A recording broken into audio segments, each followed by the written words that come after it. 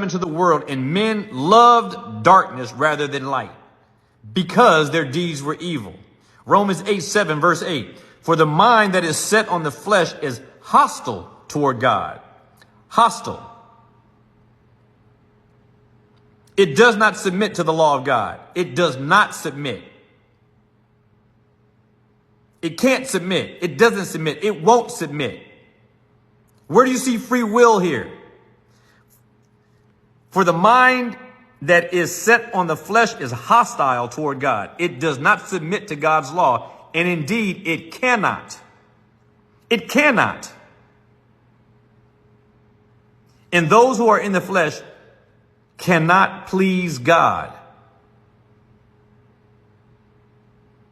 Do you believe these things? Because if you believe what these verses are saying, the way I'm telling you that they are interpreted, then that would make you a Calvinist on this point. 1 Corinthians chapter 2, verse 14.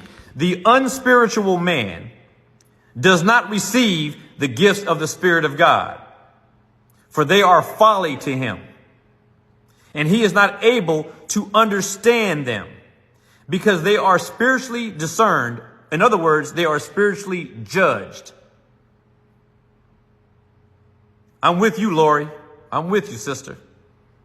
I'm with you. Ephesians 4:17 verse through 19.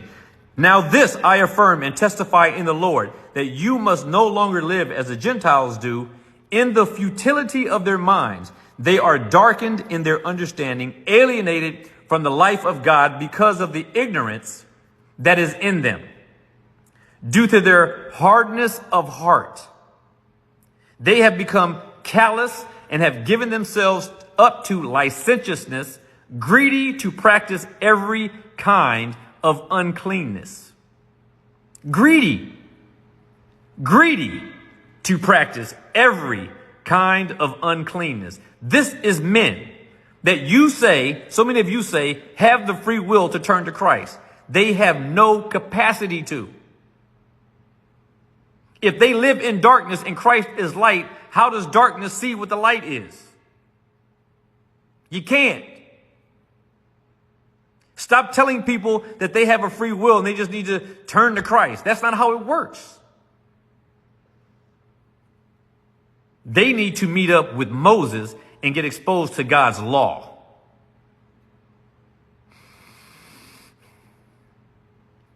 Let Moses introduce you to Christ. Let Moses introduce you to grace through his law, and see how difficult and how impossible it is to keep and to obey.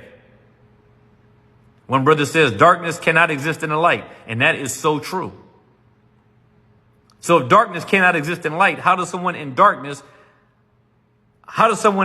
choose Christ and choose life? You can't. You have to receive the light first, and then you are able to see clearly. The light must be turned on. When you go back to the garden in Genesis, when you go back to, not to the garden, but when you go back to creation, it says that the earth was without form and void. And then it says that the Spirit moved upon the face of the waters. And then God said, let there be light.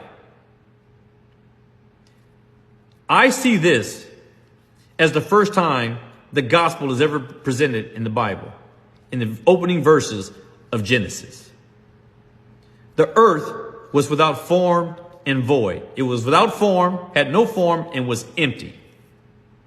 That is the condition of man. That is the condition of man. We are without form and void. We are empty souls, hollow shells, carcasses, if you will. But we were without form and void, and darkness was upon the face of the waters. Meaning all mankind. If you think about it, every time you read, especially in Revelation, sea, like the ocean, the sea, it is symbolic of mankind.